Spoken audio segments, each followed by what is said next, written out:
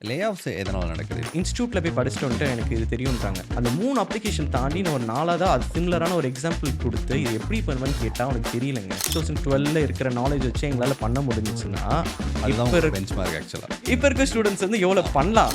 எந்த கம்பெனியுமே, எந்த மேனேஜருமே வந்து லே ஆஃப் பண்ற தாட் ப்ராசஸ்க்குள்ளே வரமாட்டாங்க. எந்த டே நைட் பார்க்காம வொர்க் பண்ணியிருக்கீங்க. 8 ஹார்ஸ் ஒர்க் பண்ணுங்க. அதுக்கு மேல டைம் இருந்தா கூட நீங்க படிங்கன்னு தான் சொல்வேன். ஆனா ஒர்க் பண்றத ஃபோக்கஸ்டா ஒர்க் பண்ணணும். நெறைய பேர் வந்து இந்த இன்ஸ்டிடியூட்ல போய் படிச்சுட்டு வந்துட்டு எனக்கு இது தெரியுன்றாங்க. இன்ஸ்டிடியூட்ல 3 அப்ளிகேஷன் சொல்லிக் குடுக்குறாங்க. ரெஸ்யூம்ல அந்த 3 அப்ளிகேஷன் மட்டும் தாங்க போட்டுருக்கான். அந்த 3 அப்ளிகேஷன் வந்து கொஸ்டின் கேட்டா மட்டும் தாங்க தெரியுது. நீங்க என்ன ஸ்கூல் படிச்சு எக்ஸாம் எழுத விட்டுருக்கீங்க. ப்ராஜெக்ட்ன்னு நம்ம படிச்சதுல மட்டுமா கேட்க போறாங்க. ப்ராஜெக்ட் வந்து எக்ஸ் ஆர் ஒய் தான் வரப்போது. நம்ம படிச்ச நாலேட்ஜ் வச்சு அப்ளை பண்ணி பண்ணணும்ல. அந்த 3 அப்ளிகேஷன் தாண்டி நான் ஒரு 4வதா அது சிமிலரான ஒரு எக்ஸாம்பிள் குடுத்து, இது எப்படி பண்ணுவேன்னு கேட்டா அவனுக்கு தெரியலங்க. அவன எடுத்து நான் என்ன பண்றது? அந்த நாலேட்ஜ் இருக்கணும். கரெக்ட்டு. அகைன் நான் எப்படி சொல்றேன்னா, நாங்க படிக்கிற டைம்லயே எங்களால ஒரு நோட்ஸ் இன்சிடென்ட் 2012ல இருக்கிற நாலேட்ஜ் வச்சு எங்களால பண்ண முடிஞ்சுச்சுன்னா, அதுதான் இப்ப உங்களோட இருக் பெஞ்ச்மார்க் ஆக்சுவலா. அது ரைட். பெஞ்ச் இப்ப இருக்க ஸ்டூடண்ட்ஸ் வந்து எவ்வளோ ஆ பண்ணலாம்? கரெக்ட். கரெக்ட் தானே? அது ஏன் பண்ண மாட்டேங்கிறாங்கன்றது என்னோட ஆதங்கம் கூட சொல்லலாம்.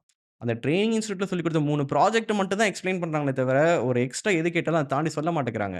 பட் உங்களுக்கு நெறைய டைம் இருக்கு. கையில மெட்டீரியல் இருக்கு. ChatGPT இருக்கு, YouTube இருக்கு. அத தாண்டி என்ன வேணும்?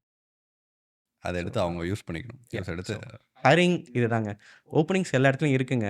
பட் ரைட் ரிசோர்ஸ் போடாட்டி கம்பெனி வில் நாட் குரோ. அதனால companies are more strict to it. Layoffs எதனால நடக்குது? இப்போ நீங்க சொல்றீங்க லைக் டேலண்ட்ஸ் வந்து ஃபைண்ட் பண்ண கஷ்டமா இருக்கு. சம்ஹவ் ஓகே டேலண்ட்டையும் ஃபைண்ட் பண்ணி கம்பெனிஸ் எடுத்துடுறாங்க. அண்ட் தென் பன்ச்சா லே ஆஃப் பண்றாங்க. இது நெறைய பேருக்கு ஒரு பயத்த உருவாக்குது. அந்த லே ஆஃப் எதனால நடக்குது? ஆ லே ஆஃப் வந்து இப்ப என்ன ஆச்சுன்னா, லைக் ப்ரீ கோவிட் தான் போஸ்ட் கோவிட் தான் உங்களுக்கு வந்து லே ஆஃப்ஸ் ரொம்ப ஜாஸ்தி இருக்கும். ப்ரீ கோவிட்ஸ் பார்த்தீங்கன்னா, உங்களுக்கு லே ஆஃப் ரொம்ப கம்மியா தான் இருக்கும்.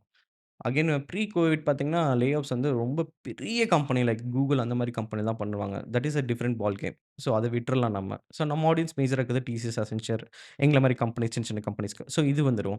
ஸோ இது வந்து போஸ்ட் கோவிட் வரும். ஸோ போஸ்ட் கோவிட் என்ன ஆச்சுன்னா, ப்ரீ கோவிட்க்கும் வந்து நெறைய டெக்னாலஜி லெவல்லவே நெறையா மாறுச்சு. அடுத்து வந்து காஸ்ட் ஆஃப் அ லிவிங்கும் ஏறிருச்சு. பில்லிங்கும் ஏறிருச்சு. ஆ ரிசோர்ஸோட பில்லிங் ஏறுன அளவுக்கு கிளையன்ட்டோட பில்லிங் ஏறலங்க ரியாலிட்டில. ஓகே. இப்போ ரிசோர்ஸ்க்கு நம்ம ரூ. 10 பே பண்ணிட்டு இருந்தோம். அந்த இடத்துல ம், லெட்ஸ் சே ஆனா கிளையன்ட் கிட்ட இருந்து ப்ராஜெக்ட் எடுக்கிறது ரூ. 100க்கு எடுத்துட்டு இருந்தோம். ஆனா ம். இப்போ ரிசோர்ஸ்க்கு ரூ. 50 பே பண்றோம். ஆனா கிளையன்ட் கிட்ட இருந்து வாங்குறது அதே ரூ. 100 தான் அதே வாங்குறோம். ரூ. 100 தான் இருக்கு. அதே பில்லிங் ரேட்ல தான் இருக்கு. பில்லிங் ரேட் பெருசா ஏறவே இல்ல. அதுதான் எங்கள மாரி கம்பெனிக்கும் சரி, டிசிஎஸ், விப்ரோக்குமே வந்து ஃபேஸ் ஆகுற பிரச்சனை இதுதான். ஸோ அதுக்கு அங்க அந்த ரிசோர்ஸ் அந்த கிளையன்ட் பே பண்றது இன்கிரீஸ் ஆச்சுன்னா, கிளையன்ட்டோட சர்விஸ் இருக்குல்ல, அவங்க காஸ்ட் இன்கிரீஸ் பண்ணணும். ஆப்வியஸா இப்ப ஃபார் எக்ஸாம்பிள் ஒரு இன்சூரன்ஸ் கம்பெனிக்கு டிசிஎஸ் வந்து ப்ராஜெக்ட் எடுத்திருக்காங்க. இங்க ரிசோர்ஸ் எடுத்திருக்கோம். இப்ப இங்க ரிசோர்ஸ் ஏத்துறதுனால டிசிஎஸ் போயிட்டு நம்ம இன்சூரன்ஸ் கம்பெனி கிட்ட பிரைஸ் ஹைக் பண்ணி கேட்டா, அவன் இன்சூரன்ஸ் காச ஏத்துனா மட்டும் தான் இது எல்லாமே ரிவர்ஸ் ஆகும். அப்படி இல்ல அப்படின்றப்ப இங்க கட் பண்றாங்க. ஆ ஆப்வியஸா வந்து ஒருத்தர் பண்ற வேலைய 2 பேர் பண்ற வேலைய ஒருத்தர் பண்ண வைக்கிறோம். ஓகே. ஸோ ஆப்வியஸா ஒருத்தருக்கு வந்து ஹை சேலரி போயிடுது. 2 பேரோட ஒர்க்க ஒருத்தங்க பண்ண வைக்கிறாங்க. அந்த 2 பேர்ல ஒருத்தரா கம்பெனிக்குள்ள எப்படி ஜாயின் பண்றதுன்னு பார்க்கலாம். ஆ அகைன் நீங்க ப்ரூவ் பண்ணிட்டீங்கன்னா competitions again it's going to be competition தான்.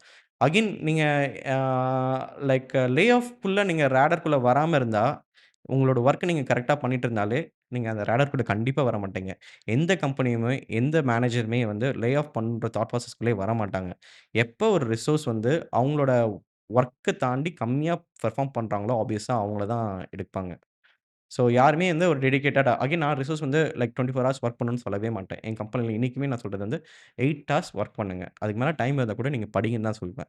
நாங்க வந்து இந்த இனிஷியலா 7 பேர் இருந்தோம்ல. நாங்க 24 மணி நேரம், 36 மணி நேரம், 48 மணி நேரம்லாம் கன்டினியூஸா வொர்க் பண்ண ஸ்டேஜ்லாம் இருக்கு. எந்த எந்த டே அண்ட் நைட் பார்க்காம வொர்க் பண்ணியிருக்கீங்க. யாஹ்! ஸோ லிட்டரலா வந்து ஆல்மோஸ்ட் காலைல இன்னைக்கு வொர்க் பண்ண ஆரம்பிச்சிருக்கோம். அது எக்ஸ்டெண்ட் ஆகுதுன்னா, லிட்டரலா சாப்பாடு எல்லாமே எங்க டேபிளுக்கே வந்துரும். சாப்பாட கூட வெளிய போமாட்டோம். ஆ ஜஸ்ட் ஒரு காலைல ஒரு 10, 11 மணிக்கு போயிட்டு குளிச்சுட்டு ஒரு 12 மணிக்கு வந்துருவாங்க. அந்த மாரி கன்டினியூஸா ஒரு 4 நாள் வரைக்கும் ஒரு ப்ராஜெக்ட்டுக்குலாம் வொர்க் பண்ணியிருக்கோம். ஸோ அதெல்லாம் ஒரு மேரத்தான் பேசிக்கா அது எல்லாமே அந்த அந்த என்த்தோட பண்ற ஒரு ஸ்டேஜ் தான். அகைன் அந்த லைஃப் ஸ்டைலுமே இட்ஸ் நாட் குட்ன்ட்டு எங்களுக்கும் தெரிய வந்துச்சு. ஸோ அதான் அந்த 7 பேர் தான் வந்து எனக்கு அந்த 7 பேர் என் கூட ஜாயின் பண்ணாங்கல்ல, 4 பேர் கன்டின்யூ ஆகுறாங்கல்ல, அவங்க தான் வந்து எனக்கு கம்பெனியோட இன்னைக்கு வந்து சிடிஓ, சிஓஓ, ஆ ஹெட் எல்லாமே வந்து அந்த பசங்க தான் இன்னைக்கு கோர் பீப்பிள். அவங்க தான் வந்து கம்பெனியே ரன் பண்றாங்க. ஸோ நாங்க ஐட்ரேட் பண்ணதே நம்ம வொர்க் பண்ணத பண்ணிட்டோம். பட் அது வந்து it is not good for health. அதனால வந்து நாங்க ஈவன் இப்ப யுஎஸ் ப்ராஜெக்ட் தான் மேஜரா எடுக்கிறோம். பட் யுஎஸ் கிளையண்ட்ஸ் கிட்டயுமே வந்து யுஎஸ் கம்ப்ளீட் டைம்க்கு நாங்க வொர்க் பண்ண மாட்டோம். We will start somewhere around 3, 2 பண்ணிட்டு நம்மளோட 12:00 வைண்ட் அப் பண்ணிடுவோம். Just overlap. ஆ எந்த ப்ராஜெக்ட்டுமே நான் வந்து லைக் இங்க 10 நைட் 10:00 ஆரம்பிச்சு விடியகாலை 4, 5 மணிக்கு முடிக்கிற மாரி எதுவும் பண்றது இல்லைங்க. அதே மாரி நான் பசங்ககிட்ட சொல்றதே அதான் 8 ஹார்ஸ் ஆனா வொர்க் பண்றத ஃபோகஸ்டா வொர்க் பண்ணுங்க. நீ ஃபோகஸ்டா வொர்க் பண்ணீன்னா, எனக்கு தெரியும் இந்த டாஸ்க் வந்து 8 மணி நேரத்தில பண்ணலான்ட்டு. நீ ஃபோகஸ்டா வொர்க் பண்ணா 8 மணி நேரத்தில முடிச்சிருக்கலாம். அத தாண்டி 1 மணி நேரம் ஆகுதுன்னா ஓகே. நீ அத 2 நாள் ஆக்குறன்னா, அத நீ தப்பு பண்ற.